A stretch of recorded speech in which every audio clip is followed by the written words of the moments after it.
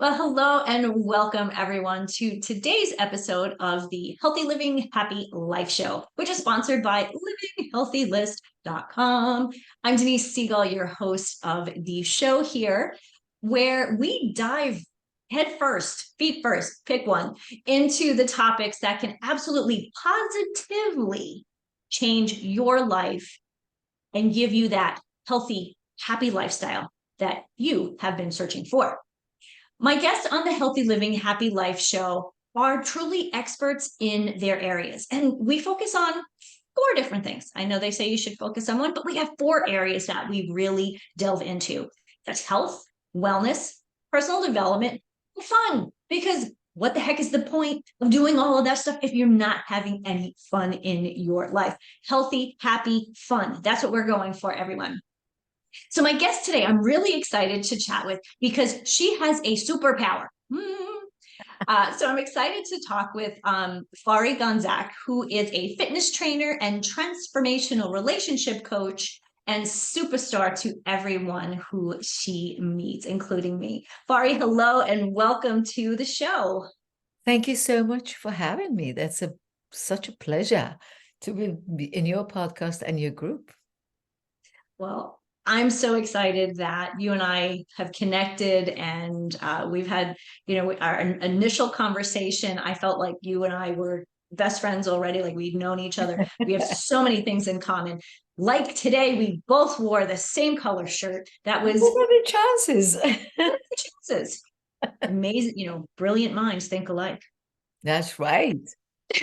That's how you So, put Fari, it. tell our audience a little bit about, I kind of, you know, made the entrance like you have this superpower. So, how did you get to be this super woman with this power? Where did you start, and how did you get to become this incredible coach that you are today? Well, thank you. Such a big question. I was born and raised in Iran, and I left Iran at the age of 21, went to England just for I lied to my family and I said I will be just going on a vacation, but I knew I wasn't going to go back. And then I stayed there for 14 years. And then I moved to America 32 years ago. And the journey, it's been so much of an up and down in life that um, if I didn't want to use this spirituality to lift me up in every aspect of life, there was one way to go and it would be going down, and I just knew that I wanted to leave Iran to pursue my freedom and my happiness. So when I got out of Iran and I got so much obstacle on my way and so many problems, I thought to myself many times, like, do I deserve this? Is this okay? And I said, no, it's not okay. But I didn't leave Iran expecting everywhere is going to be a red carpet on the ground for me and it's going to be difficulties. And I said, the only way in life is for me to go through all these agonies and just grow stronger. It was ton of heartache, ton of tears, and every tear got shed strengthened me. Every no I got was another step into a ladder of success. It's been a lot more no's, a lot more who are you, why are you here, and all of that. But it's what your mind is set on that it would give you the strength or takes your strength away from you. And It that's takes resilience as well because getting no's all the time is draining. yes. And so, if talk a little bit about resilience and how that plays into for you and for others, who are at a place where they are struggling with something, whether it's personal, professional, whatever it may be, physical. Let's talk about how resilience plays in there, and then we'll talk a little bit more about the spirituality piece and how that works into it as well. Well, resilience is something that is not born in you. You need to create it. Mm. And we never know that. We never know. We just say, we're all very good at questioning, why God me? God, why me? Isn't it? That doesn't come from a place of power. That comes from a place of fear and like so fearful of what's going to happen now.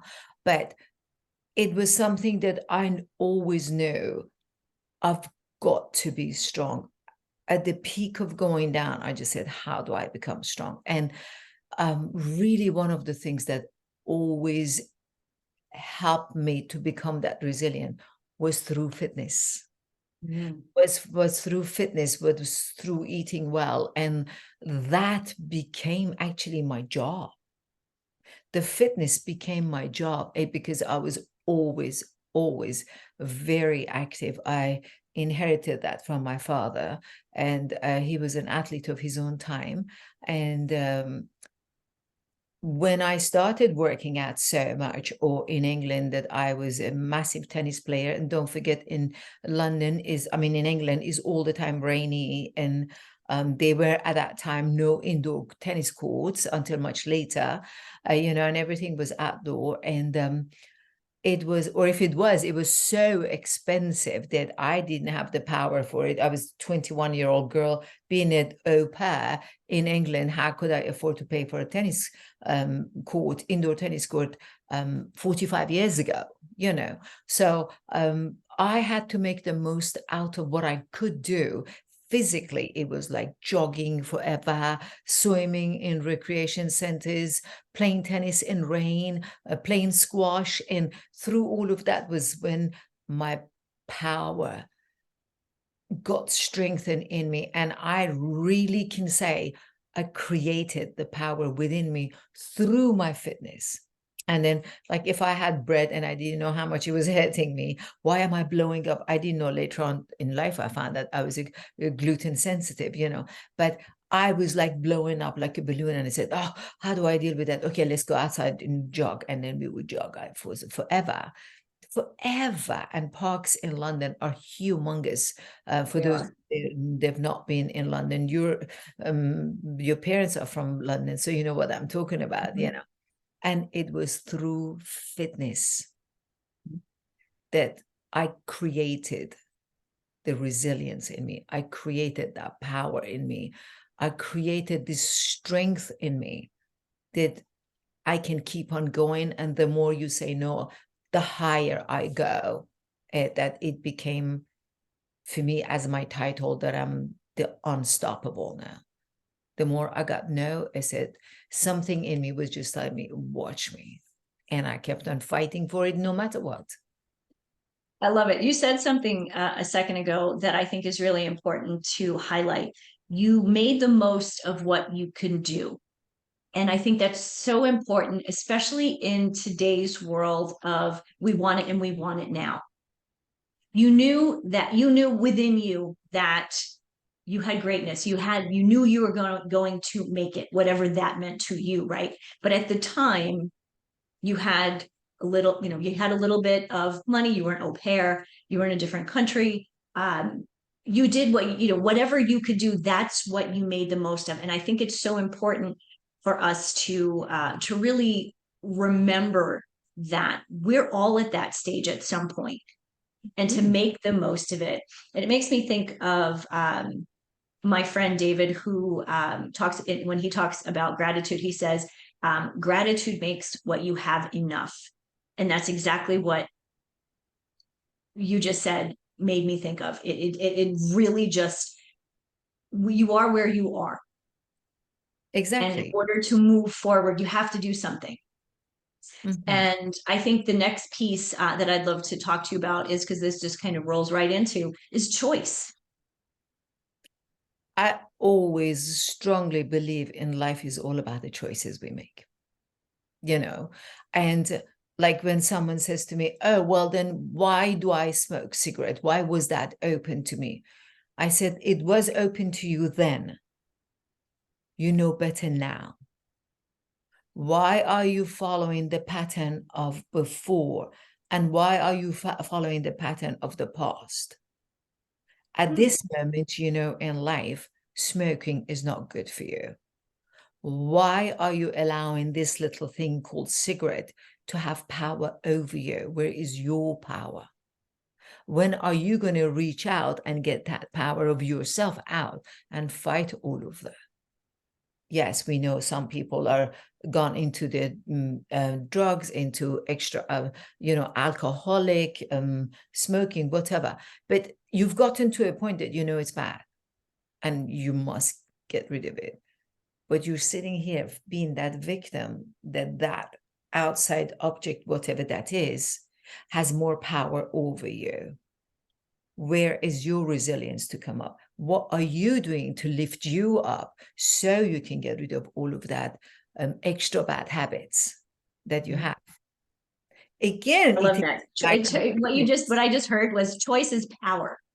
Unbelievably, we choose to stay where we are. We choose to stay the alcoholic or drug addict, and we also choose how to fight it. Life is all about the choice.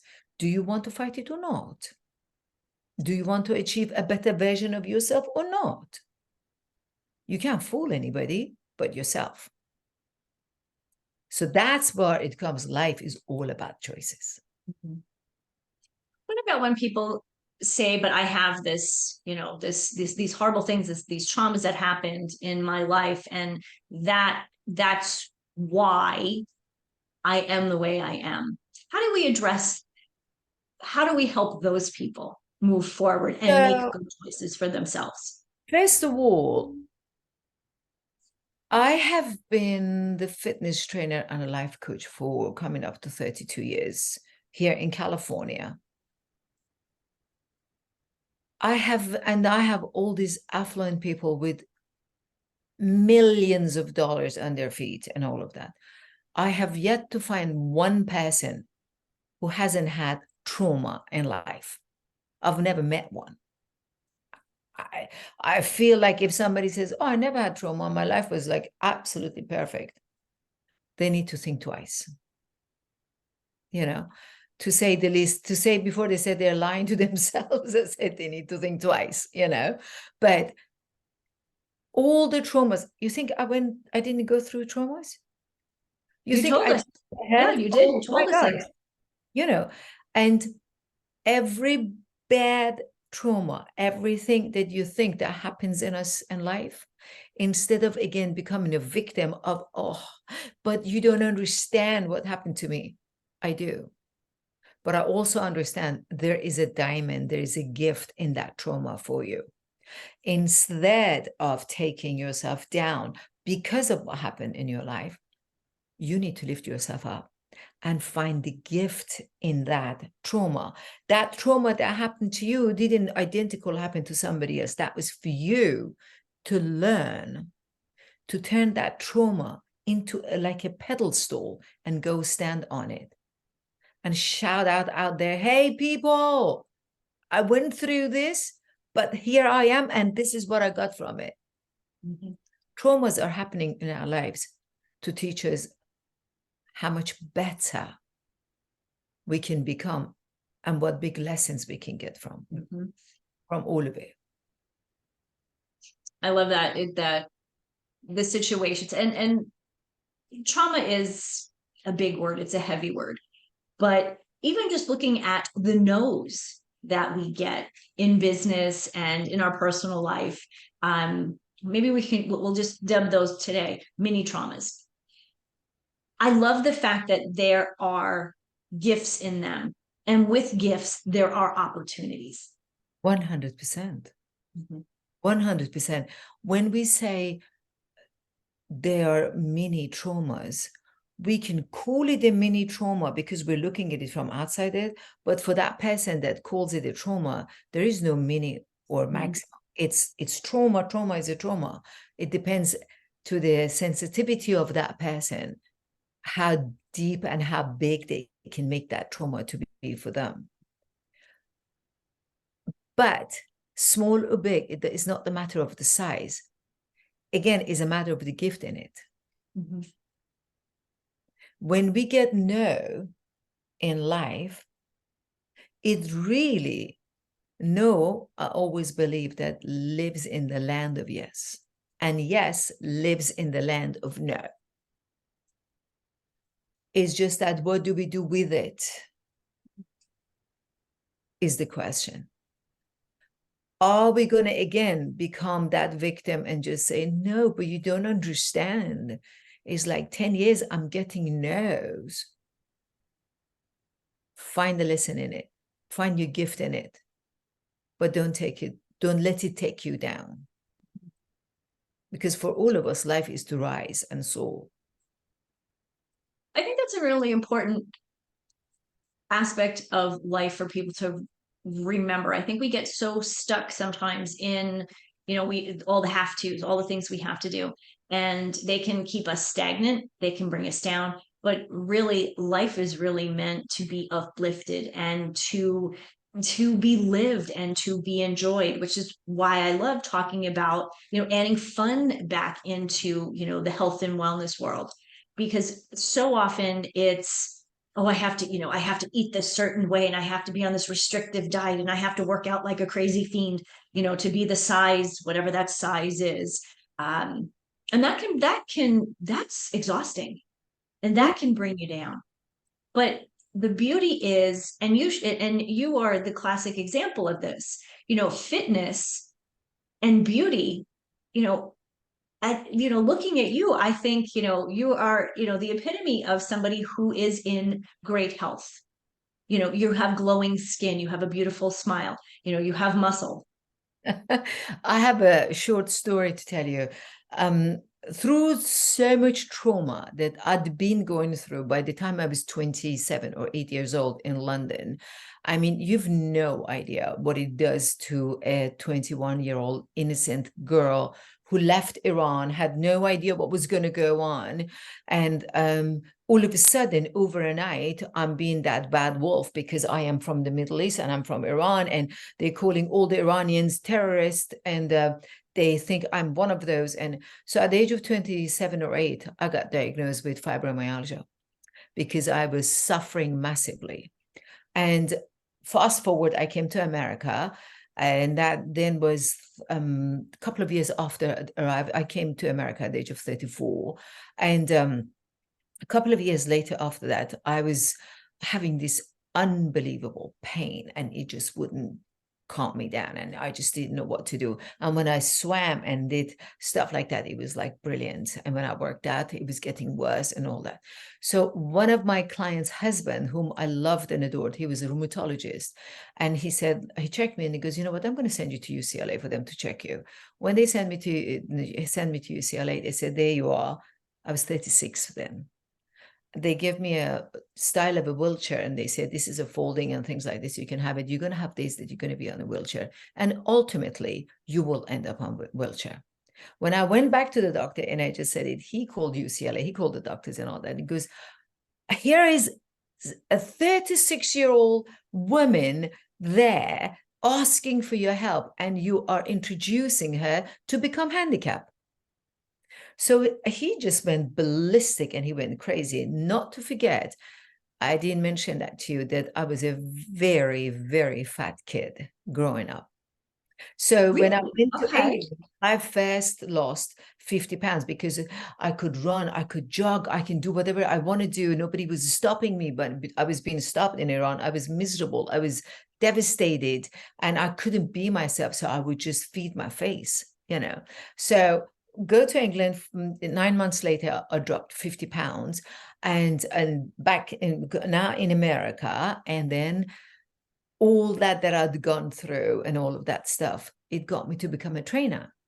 So I'm training, and then that's why this man, being the husband of my client, sends me there and goes, I'm sending you a woman that he was tormented, being so heavy in her life and all of that. You're sending her. So he looked at me with his finger, he went like to my face like that, and he goes, listen and listen well.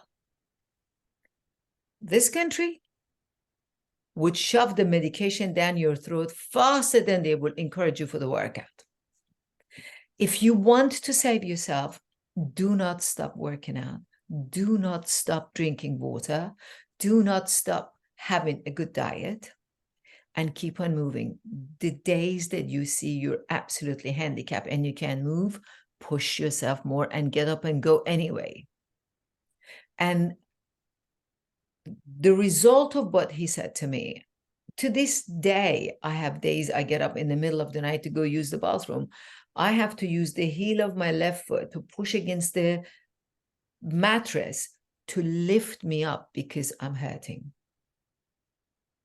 You know, and it's not pain-free, but all through fitness is what helps. And funny enough, Facebook group has a group for fibromyalgia, and I went on and joined them. I thought maybe I can help people, and they're all just saying, I worked out, I got worse, I was in bed this time for 7 days and all of that. I said, yeah, you're right. If you work out once a month and expect to have miracles, it's not going to happen. You have to go through that pain until your body accepts it. And I said, I've been doing this, and if they cut me off from their Facebook because I was saying, don't stay and sit and cry and feel sorry for yourself. Right. You're trying to help them, and they're just looking They to, removed me. yeah. Yeah, that seems to be very typical of our society today. People, they have their own ideas and things. This is the way they think. They're not open to other opinions, thoughts, or ideas, which is really why I think these conversations are so important, Right. because people can listen in. Like, they don't have to be active, but they can listen in. And the more they listen, the more they understand that, we're not trying to change people. We're trying to help them. We're trying to lift them up. All we're trying to do, we're going to say, be your own best advocate and create the life and the style and the happiness that you want to have, regardless of what your husband, your wife, your children, anybody is around you and does in your life. Create that happiness for yourself. We're a creator of our own world. What do we It's choose? so true. How many times have people are looking for someone else to make them happy? Never going to happen. Never going to happen, because we're relying on an outside source. No, go back within. So let's talk a little bit about that inside source, and so let's start there, and let's kind of bring in the fun, um, the spirituality piece, because I think that's a piece that people either are open to listening to, or they're very closed-minded. And the conversation you and I had the other day, one was great because we were completely on the same page. But I think it also helps people to kind of see things in a very different light. Absolutely. Very funny is that this lady had approached me to be her guest on her podcast. So she goes and checks my website. And this was exactly last night. We were on the way to play pickleball, and she sends me a message and she goes, I want to be honest and clear with you. I see that you're doing yoga and it's against my religion. And yoga is a cult and it's a religion. And she's a Christian. And she said, in the world of Christianity, yoga is, no, I'm not inviting you. I'm not letting you to come amongst my crowd and preach something that is against our religion. I said, I am so sorry that the world looks at yoga that brings the mind, body, soul in harmony with, to make you be a better Christian, better Jewish, better Muslim, better whatever you are, be a better person. That is being called as a cult. And There's so be my it. point exactly. People kind of get something in their head, and their mindset is stuck. That's why the And Bible says people perish for the lack of knowledge. And she wouldn't even want to give me a chance for me to explain to her how yoga is not a religion. You don't say weightlifting is religion. Yoga is not a religion. But hey, we can't fix the world. We can, no, we can fix ourselves, and we can only help those Mhm. who are open for our help. It's interesting, and I had said this to you when we talked the other day. Um, I do something I call Denise yoga, and it's what I can do in the time, the 20 minutes that I have in the morning to kind of get myself up and moving. And what it stemmed from was my experience when I was in India working with a yogi. I guess I was there for about 4 days in this particular place, and I had two sessions with him, and there were a couple other people there as well. And what I recall so vividly was the connection between my breath, like Yes. my thoughts and my breath and the movement. And that completely changed my idea of what I thought yoga was. Because, you see everybody doing the poses, and, I'm good at some of them. And, it's, they call it a practice for a reason, right? Exactly. Exactly. I mean, even if like when I start doing yoga, I'm in a different zone. I am not on the ground anymore. It's like that's when my prayers and my gratitude start. It's not that I'm saying, oh God, in the middle of yoga pose, oh God, please give me this and that and that. No, it's appreciation. Mhm. It's gratitude that it makes me go completely in and be grateful for that moment that I can have a roof over my head, a yoga mat under my feet. Oh, I feel my body. Oh, yes, it's moving. It's not hurting. It is hurting. It is this and that and that. I feel the challenge, but I am within me and without the outside world because I'm within me. Mhm. If you call that religion, then it's a great religion because it's connected me to me. And it's cutting I, me off from the outside world for that time that I am. When I'm doing my yoga, you might as well explode a bomb next to me. I'm not there. I won't hear it. So drown into myself. I don't like it's all about me. It's cleansing me. Just like how you go to your shower and it's your time to wash yourself. That washes my heart and soul. It's a constant cleansing of my heart and soul. How that is a bad thing, I'm dumbfounded. I would agree.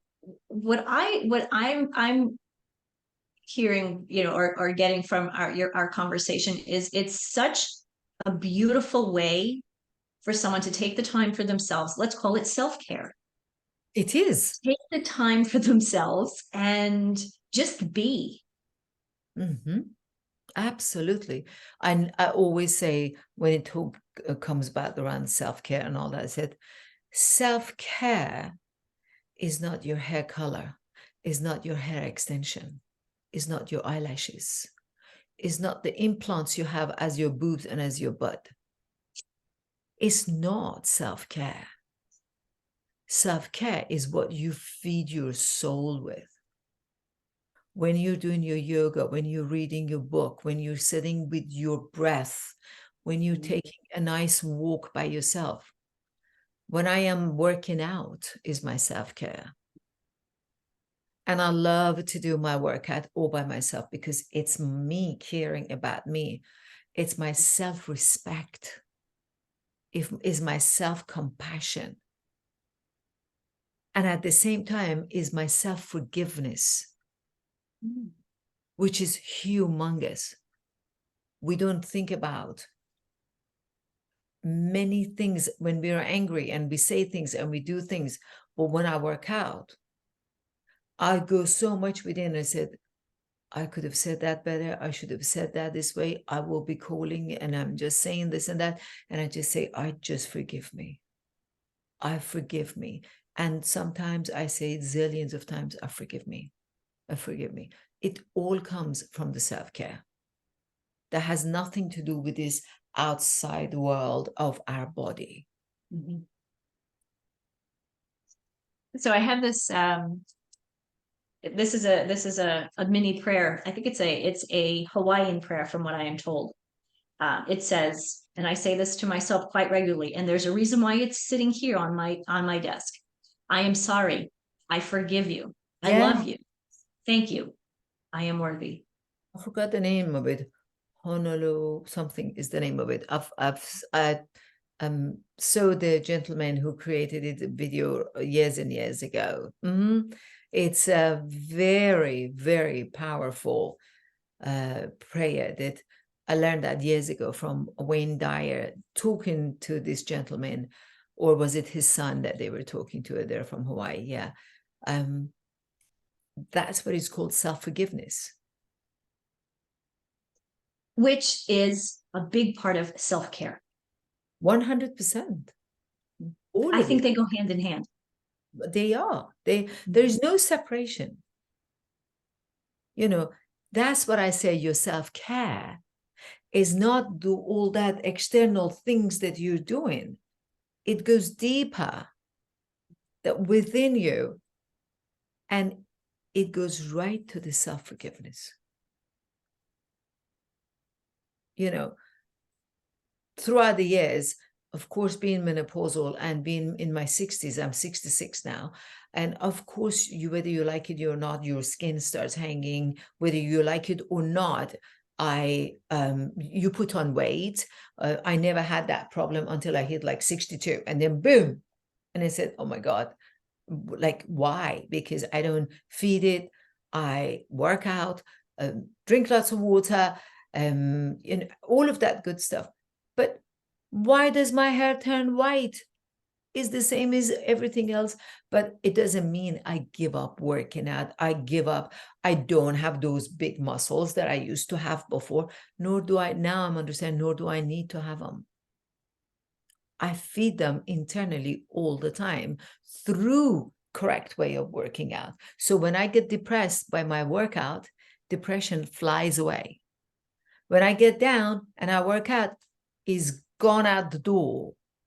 And when I want to go back, why this one said that, why that one said that, and why things and all of that, it takes me back to my self-forgiveness, to forgive me that why am I so mad at myself that my size is no longer, because I used to be, as a kid, I was a size 16. When I came to, when I went to England, our first shoe shop, size 16, I was buying 16, which, in the 14 English size was 16 American size, and I'm short. I'm barely 5'5". You know, I was really heavy. You're still taller than me.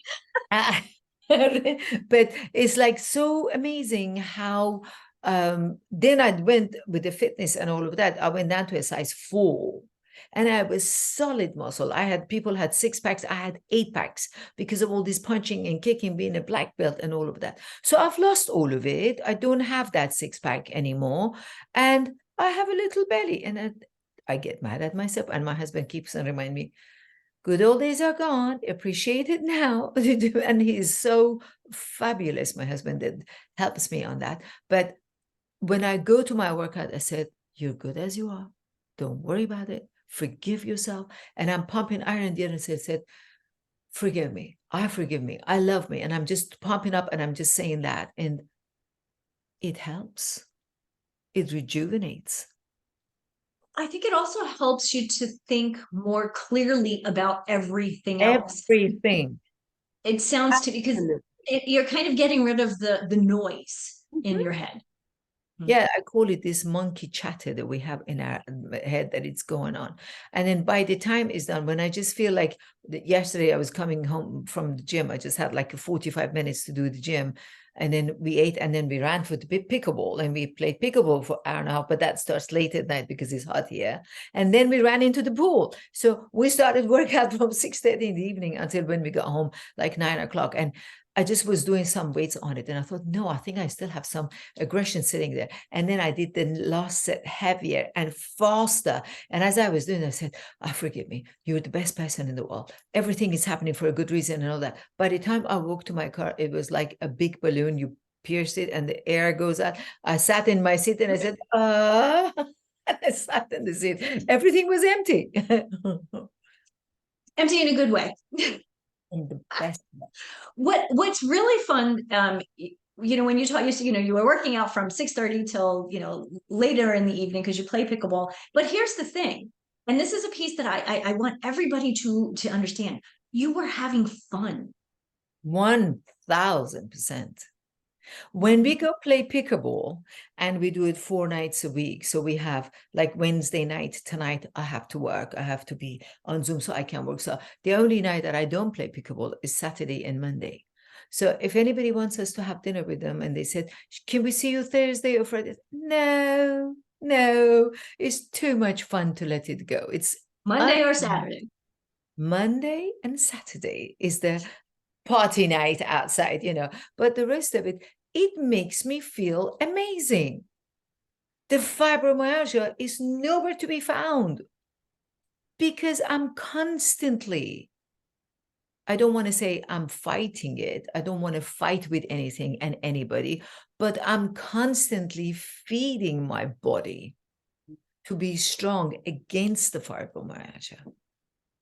I love that frame of mind, feeding the body instead of fighting it. I mean, we all have something, kind of like the joke always is, none of us are going to get off this planet alive. Oh my God. While we're here, there's always something that we're dealing with. My husband always kind of laughs because I've always got some kind of ailment that I'm dealing with. Whether it's, for a lot of years, I suffered from headaches. When I moved to Minnesota 20 years ago, I had a headache every day at 3 o'clock, like clockwork. It was horrible. And I had headaches before, but never like that. Managed them because realized that I was allergic to everything that grows here. Oh. And so that was something to kind of, that was an eye-opening experience. But as you said, kind of feeding my body in a different way. One of the things that I learned was local honey and bee pollen helps with, help my body to better adapt to the environment. There you are. That's a big part of life. We have to adapt because life is always changing. Life is always going to throw something at you. Right, absolutely. And what's important, what you put in your mouth matters a lot, Oh, somebody said, yeah, I eat anything that moves. And I said, but why? Then pick up the ant and eat it too. I mean, why would you eat anything that moves? I don't know. That's, and it's so important. That's what they say your body is your temple. And I had this lady who's very heavy and very depressed and didn't want to do the work. Also very religious. And then I said, okay, whoever you believe as your leader, as your, like the Christian says Jesus, the Muslim say Muhammad, and I said, whoever your guru is that you believe in, all that rubbish that you put in your body, if that man, let's say Jesus, walks through the door in your house, do you give him all that rubbish, or do you go and buy the best meat, the best food for him? Because, oh no, the best food. I said, so that's more important than you are. So you're not respecting yourself enough to give yourself all that good and the glory that is out there for you to eat. That's a beautiful way to put that, Fari. Thank you. That was really a beautiful, beautiful way to explain that and to help people understand. Because what you put in your mouth, we need to be nourishing ourselves. We've been talking a lot about nourishing our souls. be with yoga, with breathing, with, you know, self-reflection and forgiveness. And the food piece, it's an integral piece. I think people separate it, and, you know, we're one being. Is hand in hand. There is no separation. You cannot just go and take a shower day in, day out, but don't ever poop. It's not going to happen. They're hand in hand. Very simple. It's true. And if you put this, when you give them an example, when you make it so simple for people to understand, then they can see the connection of how much they have been contributing on them not feeling good about what they are and who they are. And continue with their drug and addiction or their depression or imposter syndrome. I am not good enough. Nobody loves me. No, nobody loves you because you haven't started loving yourself. It always starts here, doesn't it? Absolutely. I don't matter. No, you won't matter because you don't see yourself that you matter. You know, and we always want that credit, that approval from an outside source. You're the most powerful person. Give it to yourself. Life is all about the choice again. And choices. Life is all about the choice. Yeah, and what's been really amazing during this conversation is you have been showing us your superpower, which, of course, if you guys haven't caught this, guiding people to find love within themselves through which all aspects of their lives can flourish. So if that's not a superpower, I don't know what is, Fari.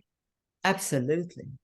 In the last few minutes here, can you give our audience some practical tips? Like, where do they start? You know, they're listening in, they're thinking, I need to do this for me. I need to make changes that will help me to flourish and really to find that self-love. Where can someone start?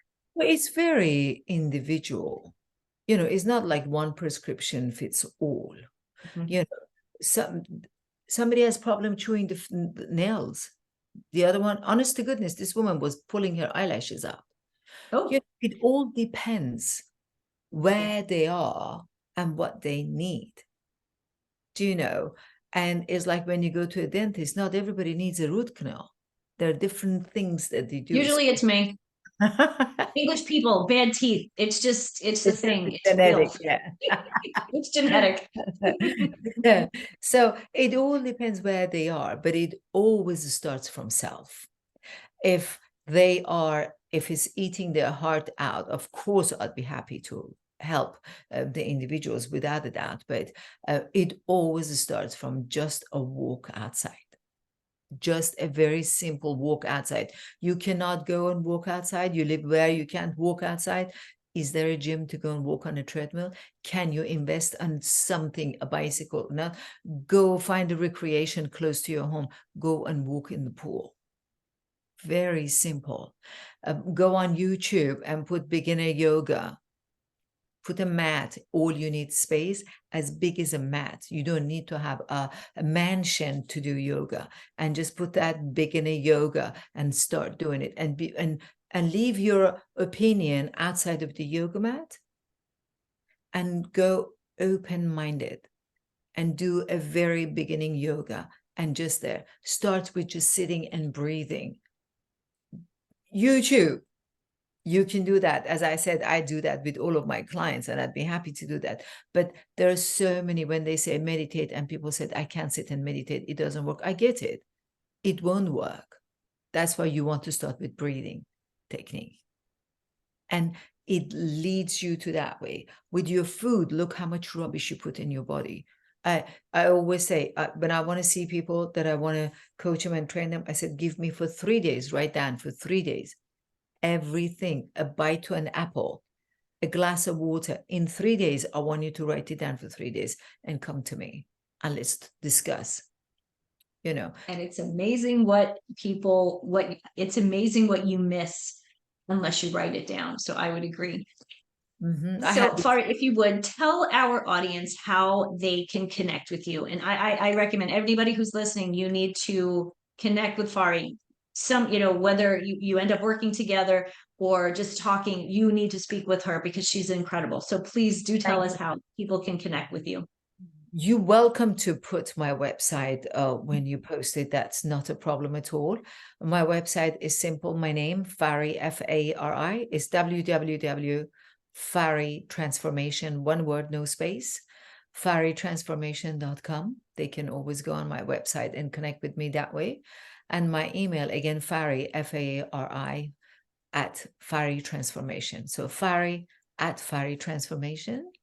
They're all welcome to connect with me. But if they go through my website, there is a freebie there that once they get the freebie, and it gives them two more very short, very eye-opening videos of like 2 minutes or 3 minutes. They're not long. And once they get that, then they can, after that, I will give them 30 to 60 minutes of free coaching. And that's my gift to them. And oh, that is so generous. Look at this value. Thank you so much, Fari. This has been fabulous. I appreciate you. I appreciate this conversation, and I look forward to many more in the future. Amen. Thank you so much for having me, and I hope that we have helped many. I do as well. For those of you who are listening, thank you for being part of the Healthy Living Happy Life show. Please, if you like what you hear, tell your friends. Find us again on YouTube, on podcast. If you do find us on YouTube, please make sure that you ring the little bell, and this way you will get notified each time we have a new episode available for you. So before I sign off, I'm Denise Stiegel, your host here of Healthy Living Happy Life Show. We are sponsored by livinghealthylist.com. So please go over there, take a gander at the new website, and we will see you next time. I leave you one last time with this: healthy living, happy life. Have a great day, everyone. Blessings.